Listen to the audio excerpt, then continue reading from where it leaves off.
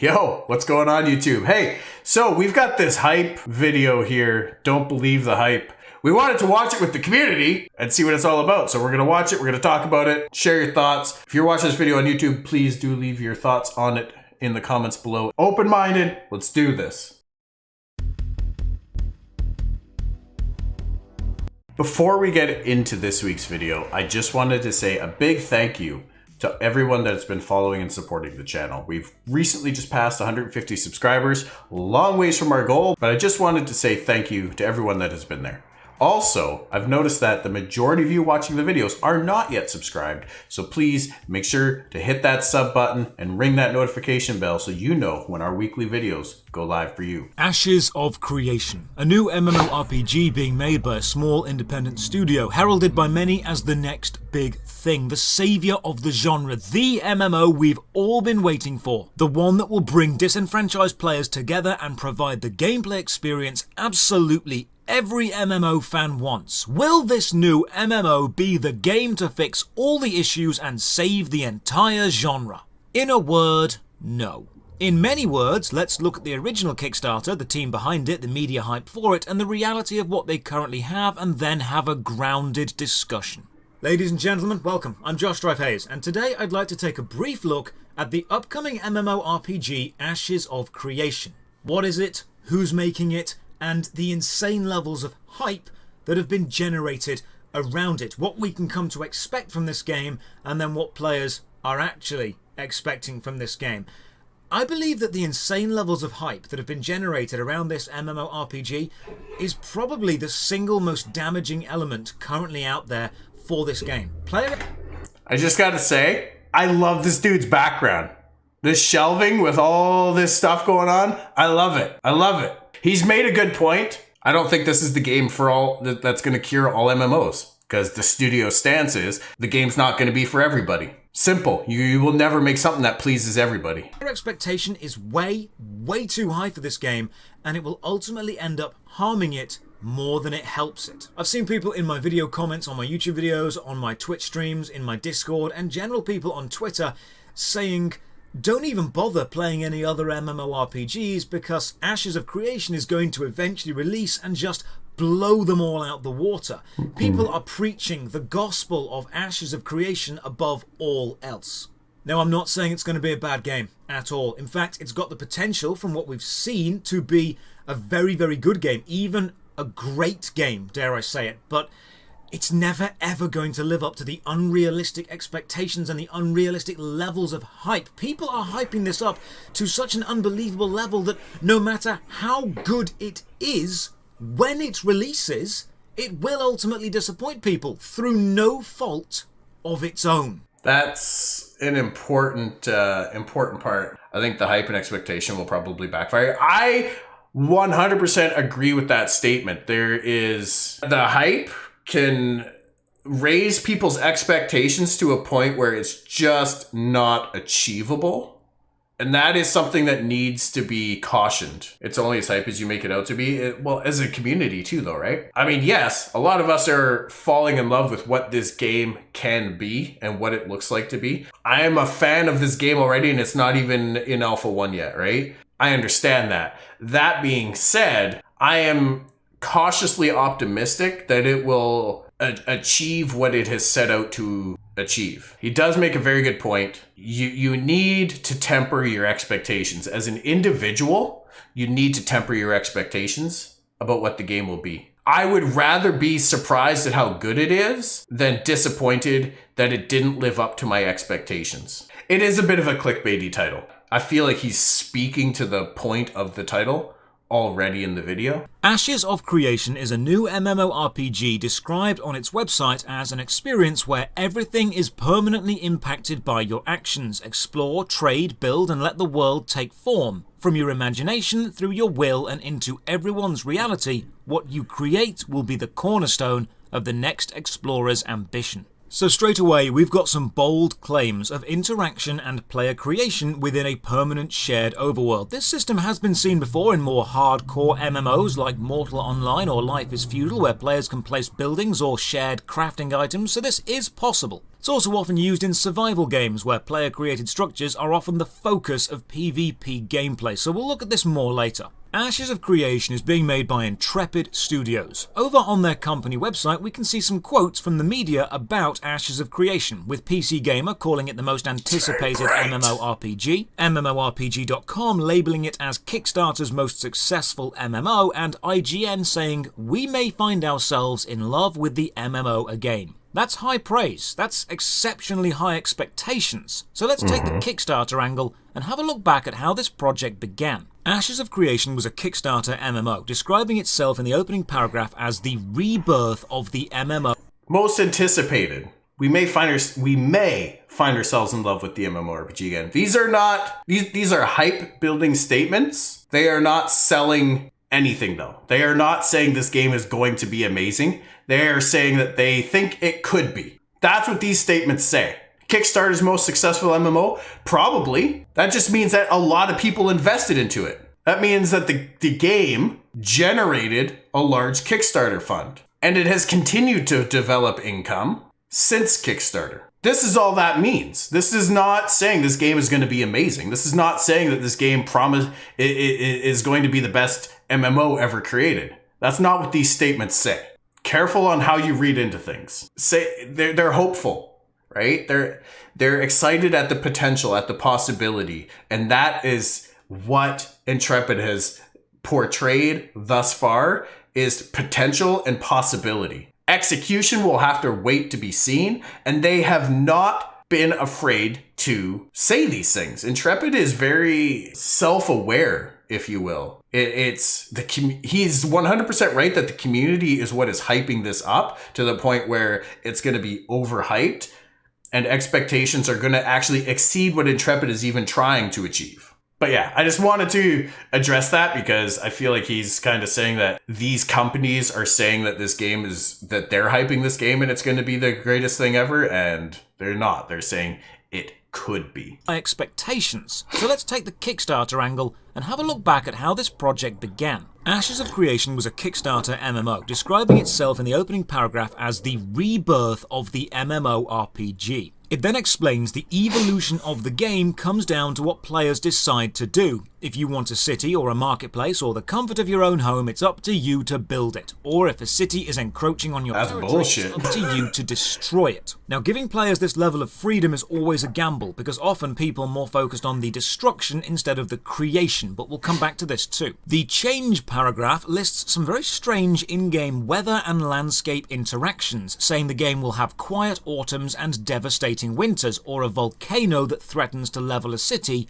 but then adds on one server, the volcano may never erupt. On another, the devastating winter may last 5 cycles. Or with the help of a few heroes, maybe only 1. So we're going to have in-game weather and environmental damage that won't be the same on every server. The consequences paragraph says, change for change's sake means nothing without consequences. And then explains, when a player makes a choice in a quest, that choice cannot be undone. When that volcano erupts and destroys a city, the landscape is forever altered. Ending with, the world will be in flux and history will remain where it should, in the hands of the players. While this whole paragraph sounds nice, quest choices in most MMOs cannot be undone anyway, so that's not really a unique point, and the consequences angle is interesting, because having personal consequences for personal actions is great design choice, but having consequences for the actions of others can often lead to griefing. If you create a house, you have a house. That's the consequence for your action. If someone else comes along and destroys your house, that's your consequence for their action. But now we get to probably the most unique selling point of the game, the node system. The Kickstarter explains, so let's just have a read. Every zone is made up of multiple nodes. Each node has a zone of influence. He made a very good point about that consequence thing. Their action to come and destroy your stuff is your consequence. That's a very good point. The garbage man's action on your dropping your garbage can on your flowers is your consequence. But that is a good point, is that there are definitely consequences for other players' actions. And that's going to be interesting. That could be a potential grief mechanic. That could be a potential driver to push people away from the game. Influence. As players adventure and complete their day-to-day goals, their experience is being captured by a node through its zone of influence. As players level up, so do these nodes. With enough experience, a node might become a village or a city. There's a lot of those. Enough experience, even a metropolis. As these population centers open up, players can establish citizenship through in-game node housing, instance housing, or our freehold system. So this node system will basically be dividing the overworld into specific chunks, and your actions within the zones of influence of a node will improve it or damage it, essentially making the entire overworld a massive territory control game. What happens if you max out a node and build a house and then someone else damages the node? Do you lose your house? We'll have to find out. Likely yes, because of the consequences they faced earlier. The Kickstarter continues and lists the 4 races: humans, elves, orcs and dwarves, although they've all been given suitably fantasy-sounding names, and sub-races. Then below that you've got the 8 archetype classes: tanks, mages, they forgot the Talnar. rogues, summoners, rangers and bards. Now it seems this is the Kickstarter that people wanted because it raised over $3 million in funding, and the Ashes of Creation team have gone on record through interviews and Reddit posts stating they've had several million more added through private investors, so the project has a lot of money behind it. Not quite the hundreds of millions of the larger scale MMOs, but definitely enough to make a solid game. Now below that we've got a list of MMOs the team has worked on before, including Star Wars Galaxies, EverQuest, PlanetSide, EverQuest Next, EverQuest 2 and the XCOM series. So the team working on Ashes of Creation seem to have some experience behind them. So let's meet the team. Stephen Shariff is the founder and creative director of Intrepid. His LinkedIn page describes his experience as CEO of Intrepid with the position responsibility of revitalizing the MMORPG genre. There is no other experience listed. The guy may have had jobs before, but he's choosing not to list them. The lead designer is Jeff Bard. He's also on LinkedIn, and we can see he spent 5 years working for Sony Online Entertainment as a content designer for EverQuest 2, where he focused on writing the gameplay story narrative and quest hooks. He says he wrote over 200 quests. The chief financial officer is John Moore. His LinkedIn page shows his only position for the last 6 years is being chief financial officer of Intrepid. The lead programmer is Kevin McPherson. This guy has worked as a senior programmer on EverQuest, EverQuest 2, PlanetSide 2 and Vanguard Saga of Heroes. And the lead architect is Mark Stork, who has many years experience in the games industry but only one named specific game on his LinkedIn page, the iPhone and iPad game Retro Assault Challenge. There are more team members, but this at least shows the people making this do have some experience. Oh, is it? Not only the video game industry but also the MMORPG industry specifically. My only concern so far is that all the experience I've never actually explored the Kickstarter page for focused, with EverQuest I didn't even know it was still and EverQuest available. 2 taking up a majority of the team's design history. Now this isn't necessarily a bad thing. I've played those games, and EverQuest was a phenomenal MMORPG for the time. It dominated the MMORPG landscape for many years. It essentially wrote the book on what a good 3D MMORPG or a successful 3D MMORPG could be, a social focused MMO, and it was the king essentially up until World of Warcraft dethroned it in 2004. And many players do claim that they want to return to the design philosophy of placing social interaction at the very, very top, focusing on player interaction instead of solo-focused theme park style gameplay. Which is what Ash's goals the as well. MMORPG demographic, the average player, that's now shifted to favour solo players. The MMORPG is no longer as niche as it was back then and is now a much more general gameplay genre. People are playing the MMO who would have never played EverQuest precisely because they can play it solo or it's much more casual friendly. The MMORPG needs to provide tools for solo players to have a fulfilling experience and to keep up with groups, because if an MMO doesn't do that, it won't survive. Now you could argue that this solo-focused design has effectively shifted MMORPGs away. I do agree with that statement to an extent. Ashes is aiming to be, and I've expressed this many times now as one of my chief concerns about the game, it is so community focused that if you do not have a thriving active community on a server, the game will not function. The mechanics within the game will not work properly without the numbers behind them to drive it. He's made a really good point. I've played like this myself a lot. If I don't have the ability to just hop on my computer, sit down for like 2 hours and just go out and play on my own without having the need or being forced to interact with other people just to play the game, that's going to push solo players away. Depending on what you want to do in the game, you will. I believe you will have the ability to do that in Ashes, but you will be very restricted from a lot of aspects of the game if you're not part of a community or not actively seeking interaction in community. I've never played an MMO as a solo player. I've always been a community player. I've done both. I like my solo time, no doubt. I do both as well, right? There are times when I really enjoy sitting down with a good group of friends and smashing out a raid or smashing out a dungeon or just going to do some PvP, and it's super casual and you're just shooting the shit.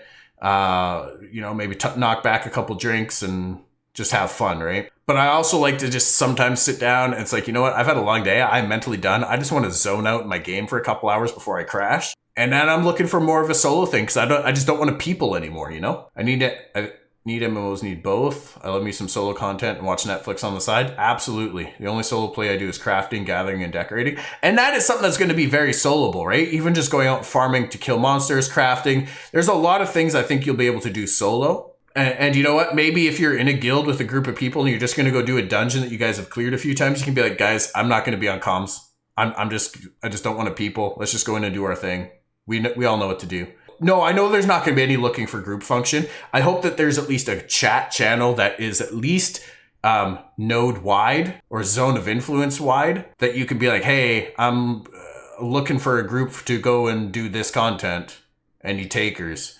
I'm hoping there's at least that. And I do expect there will be. It still requires you to do a little bit of interaction, but no, I'm okay with there no looking for group like dungeon queue finder, as long as there's a means to reach out to a large majority of people that are within the area that is feasible to go, since there's no fast travel or anything like that, right? There's no need to find somebody on the other side of the world to group with. If there's no fast travel, no way of them getting there within the hour, you know? And then raid or dungeon with folks at other times. But if you visit a tavern, it sounds like there will be groups forming around these places outside of guilds. Yep. That has been a chief concern of mine, is that if the game does not have enough people in it, certain functions in the game will not work because there's not enough people to do them. From what they started as, which was social facilitators, social hubs, and moved the MMO more toward solo-focused single-player gameplay. And there's absolutely an argument to be made both for and against the pros and cons of that. But you do need to understand the demographic of the player base has changed substantially. So I really hope they're able to appeal to enough people to keep an MMORPG alive. Because remember, for an MMO to succeed, you need to reach a critical mass of players, both on release and then going forward as the game continues to be updated, cold coffee, continues to be expanded. And that becomes harder and harder and harder to do the more niche you make your gameplay. You need to appeal to as broad a possible an audience for an MMO to survive. So we've got a highly funded Kickstarter with a relatively experienced, if somewhat old-school focused team behind it. With a lot of very impressive gameplay design promises. I agree 100%. That statement is the post-launch fall off in player count when the solo players from WoW realize this isn't their kind of game is going to be rough on server pops. Absolutely. Not just from WoW, but from a lot of other types of games. Might not necessarily be MMOs, and they might be hyped for what this game can be. I feel like the older MMO community, this game is going to really appeal to that crowd, versus the younger generation of more instant gratification. That type of crowd, this game is really not going to appeal to. That being said, there are so many systems within Ashes and so many different ways to play the game that you are going to be able to, you can find your own niche within the game. You don't have to enjoy every aspect of it. As long as you enjoy some aspects of it, this could be the game for you. There's so many different things that you can do and focus on. It doesn't have to be combat related. You could essentially play just a non-combat character within the game and still have a fulfilling game experience, depending on what your playstyle is, what your niche is, what you enjoy doing. So I think Ashes he's talking about appealing to certain demographics. I don't think Ash's focus is too narrow. If anything, I think it's so broad that it's going to be intimidating to a lot of newer players. A lot of old school players waiting to find a game. I feel they will slowly find Ashes. I think so.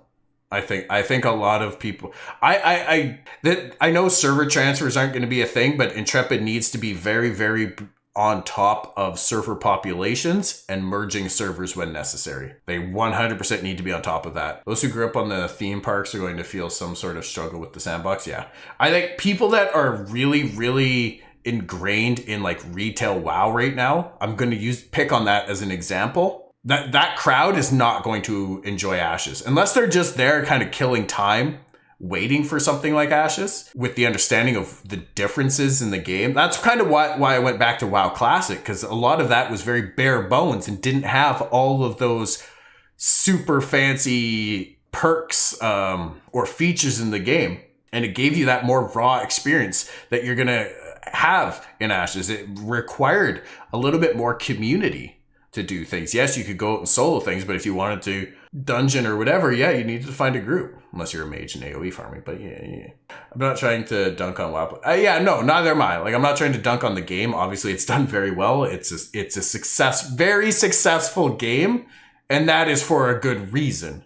What the general public opinion of the project has been so far. MMORPG YouTuber The Lazy Peon has covered it extensively and referred to it as genuinely the most exciting upcoming MMORPG. MMO YouTuber Kira TV made a video explaining how it was the hype MMORPG. Hakurai made a video showing how it could revolutionize the MMORPG genre, then another calling it the MMORPG savior. And website Massively OP reported on how the community hype for the game is reaching an absolute fever pitch. So it has reached insane levels of hype, and player expectations for this game are sky high, with many people making the bold claim it will save the MMO genre. So I guess I'll have to go against the grain somewhat and say this. Before he says what he has to say, yes, there is a lot of community hype, but let's look at the statement for a second. This is the savior of the MMORPG. Take it with a grain of salt and understand when somebody says that, they're not saying it that they might be so disillusioned to say that it's going to be the MMO savior for everybody. But what it is it's the MMO savior to them. This genre is ruined for me. It has disappointed me. Ashes of Creation is going to be what saves the genre for me. Now, I'm not saying that. I'm paraphrasing. That's the difference here. Yes, a lot of those YouTube videos that he was showcasing is talking about the hype of the game, because there is hype about this game. There's going to be hype about this game. Do we need to keep our expectations in check? Absolutely. But the hype is real. I'm excited as anyone for this game, but my expectations right now are low. My hope is high, expectations low. And that's the key message. That's the key takeaway I'm getting from this video. And just in general, be as hyped as you want. Be as excited as you want. There's nothing wrong with that. But keep your expectations low so that you are pleasantly surprised when it comes out, rather than disappointed because it didn't achieve all the things it set out to achieve the exact way that you thought that it was going to happen. With the Alpha 1 going into non-NDA so that we can stream it and do videos on it starting in a month, that is going to help to really set and temper expectations. Don't board the hype train, because it never stops where you think it's going to stop. I'm not saying Ashes of Creation isn't going to be good. It could be good. It could be great. We'll look at some gameplay in a moment. We'll evaluate the quality of it. But it will not live up to the hype that you are building around it, no matter how good it is. If you expect something to be a 5 out of 10, and it releases and it's an 8 out of 10, you're pleasantly surprised. It did better than you expected it to do. It surpassed your expectations. But if you expect something to be a 10 out of 10, and it releases as a 9 out of 10, despite the fact it's actually objectively better than the 8 out of 10, you are then disappointed, despite the fact it's actually better. This is exactly what I'm saying. Temper your expectations. But I disagree that you shouldn't be excited Like about it. Game, you are unhappy. We need hope. We need something to look forward to, right? What it was going to be in your own mind. If Ashes of Creation releases and it's an 8 out of 10 or a 9 out of 10 on anyone's scale, fantastic. It'll be an extremely good MMORPG. I'm excited to play it. The issue we're seeing now, and the issue that's being created by the players, is everyone's expecting it to be this unrivaled 11 out of 10 masterpiece, a single shining beacon in the MMORPG landscape. And anything less than perfection is going to be seen as unacceptable. And this is just not a believable or a safe place. He is taking it to an extreme. I agree. It even releases. His general point is not wrong, but I think he is taking it to the same extreme that other people are going to the extreme in the other way with hype, right? Footage. We see a standard third-person camera, health and mana of the player to the bottom left, abilities listed in hotkeys along the bottom, enemy health when in combat shown to the top of the screen. I was like, wait, is that my mouse on the screen? No, it's his. High polygon count, nice explosions and water effects, particle effects on display as earth magic. Oh, absolutely. I agree, OG. Shows I agree. Standard, high-quality, third-person action game. Over on the Ashes of Creation YouTube channel, we've got a developer Q&A with some more recent but still alpha gameplay footage. The video is an hour long, so I watched it, and here's the highlights. 16 minutes in, we see some lovely lighting and particle effects with the blue swirling vortex. 17 minutes in, we get a look at some mounts, with all the devs riding a two-tailed, black-furred fox-like thing. 26 minutes in, we see group combat. Lovely particle effects, the enemy uses... I agree, grumpy guy. Briefly shows a red circle on the floor, and players can dodge out the way, the enemy drops some loot, and players can roll need or greed. I mean, I might cry a little bit.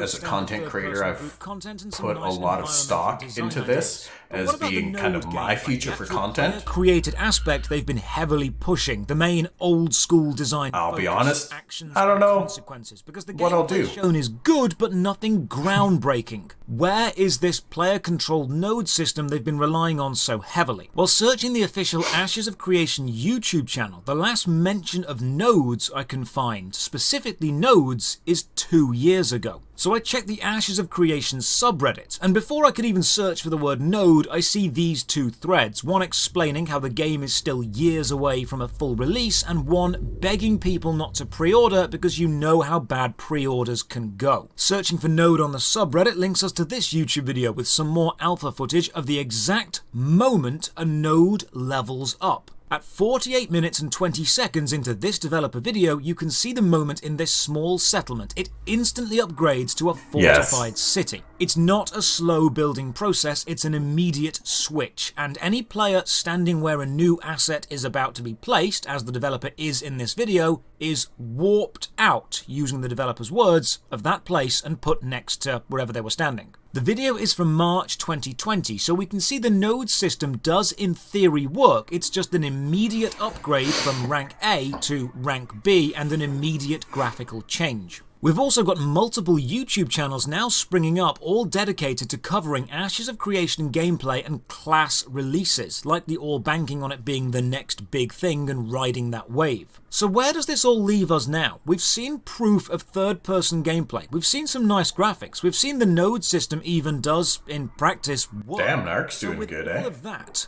and all the bold claims the game is still making about revolutionizing the genre, where are we now? If you're excited for Ashes of Creation to release, then I'm excited for you. I do take issue with him objecting to how the node instantly transforms. That upgrade is a long time coming. You just happen to be there when it switched. That's expected, right? Like, and that was kind of the point that I took away from that as well. Is it's no small feat to level up a node. You probably have an idea of when it's going to level up, especially outside of like the first 2 stages. It takes a lot of effort. If it's going to level up instantaneously, I'm okay with that. And exactly, Emerson, that was the other point, is who's to say that's the final iteration of that design? It's, as he said, it's not even alpha. He said it was alpha. This is pre-alpha. That's just the first pass of the system. Like, because yeah, building the assets to show the development of the node to the next level and incorporating that over X amount of time, that's a lot of extra work and polish to go into the game that is not necessary at this stage of development process. That's a beta 1, beta 2 development process. That's not an alpha 1 or pre-alpha as what he's watching process. Oversimplifying and overhyping his own content here needs more actual research and reality on where the game is actually at and what will continue to change.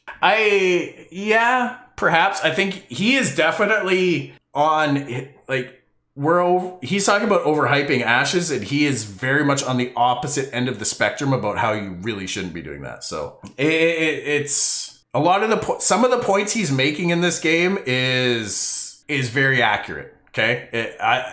His video is not bad. Let me put it that way. His video is not bad. I do not want to say that. I think he is going to the extremes on some of his points. At the same time, the underlying point that he is trying to make, you take the flair and flavor off of it, are valid points. They're very valid points. The ultimate message here is overhyping the game can lead to expectations being unreasonably high.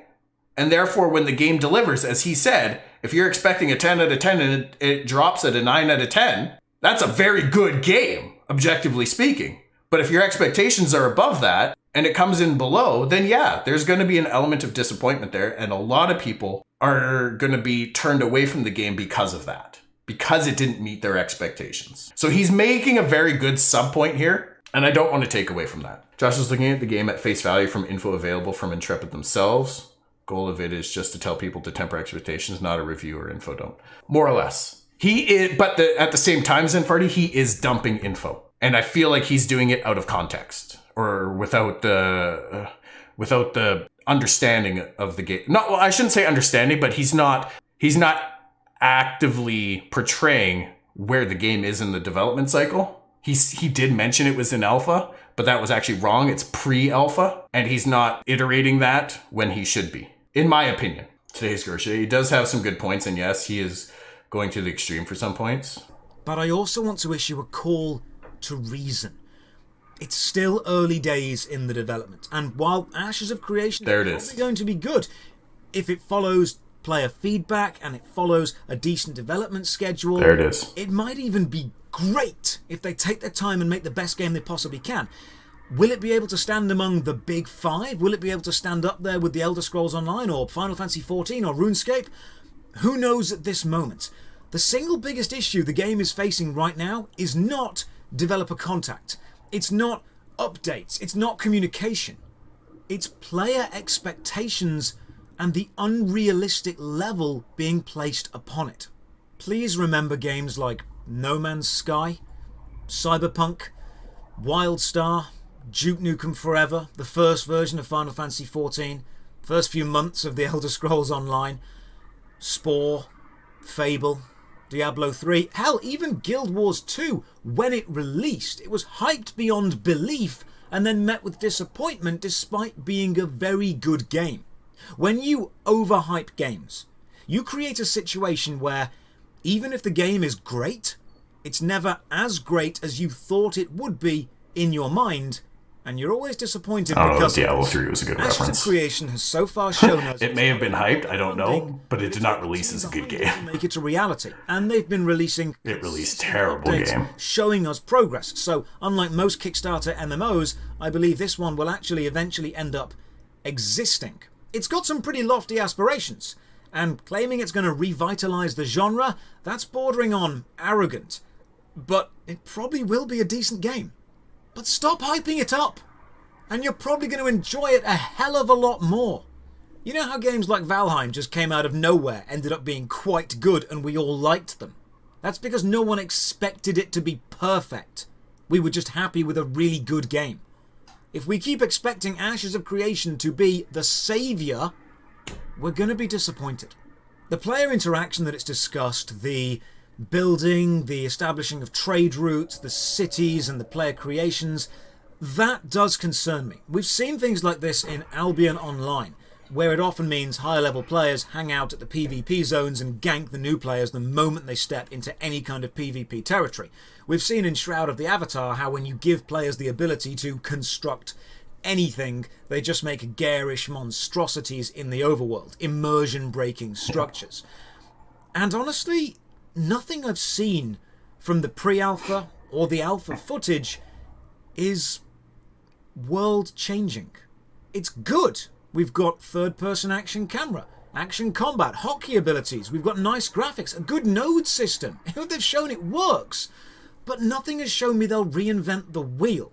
What they have so far is a very solid... They're not trying to reinvent the wheel. Sits nicely within the MMORPG framework and will absolutely redefine the wheel. The hardcore of players when That's it it. That's releases. the key difference. They've got a very high-quality product, but they're not revolutionizing the genre.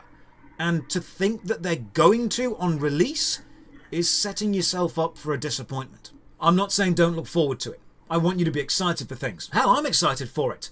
I'm saying approach it with grounded optimism, with a healthy skepticism toward any claim that is made. Admire it for being ambitious and admire it for being pretty. It looks good. I saw the Lazy Pim video. I walked away from the video thinking, if this game can deliver on a quarter of its promises, it'll be the game to bring me back into the MMO. Since that initial thought, I've been pleasantly surprised with what I've seen thus far, though my expectation is that there is something promised that will definitely miss the mark. I just hope it's not caravans.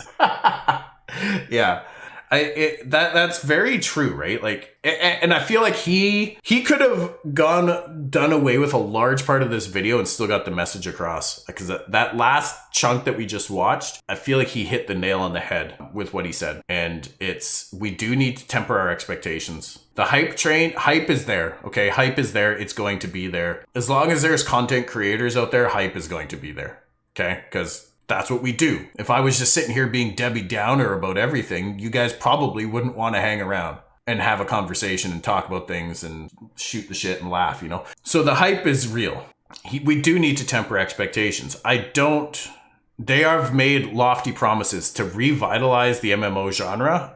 The MMO genre is dying. It's not what it used to be. Ashes is trying to incorporate a lot of what has been successful in the past while putting in a few extra things to really make it a long-lasting end game. And I feel like as long as they can hit those fundamentals, all the extra flavor that they're wanting to put on top that are in those promises, even if they miss the mark on some of those, or if they're not able to hit them by the time the game gets released, I feel like for the most part, people will be okay with that. We want the node system to be functional. We want the crafting system to be functional. We want combat to feel really good. We don't want just tank and spank bosses everywhere. If they can execute on these basic fundamentals, along with the other things about player agency and the importance of sound decision making and looking really good, we're going to be very happy with that as a core gameplay. If that was how this game released right now, I think 99% of the people that are hyped about Ashes would be very happy with that. My one thing I dislike about trend gamers, why do you have to reinvent the wheel constantly? I don't think they're trying to reinvent the wheel. I think they're trying to redefine the wheel. The wheel is MMOs. They're just trying to make this different. They're trying to take everything that was successful with previous MMOs, incorporate that to an extent, and put their own spin on it, their own flavor on it, so that it becomes a living, breathing world.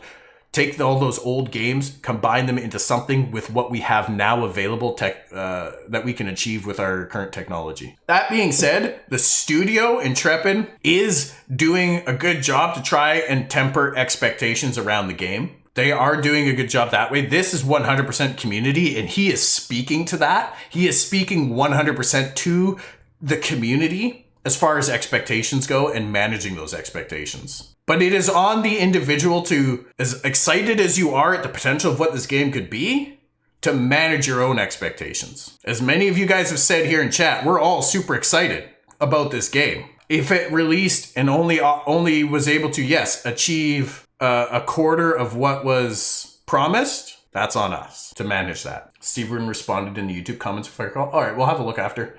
What's this? They say Intrepid, stop making so much hype. Exactly, right? This is not the studio at all. And if anything, the studio is trying to do a really good job about controlling people's hype and expectations. And this is the risk, right? This is the risk with having the open development. If you're going to place any fault on the studio, that's the only thing that you could do, is that it's a byproduct of the open development process. But at the same time, that open development process is what allows player feedback and allows small tweaks and adjustments to the vision to be made.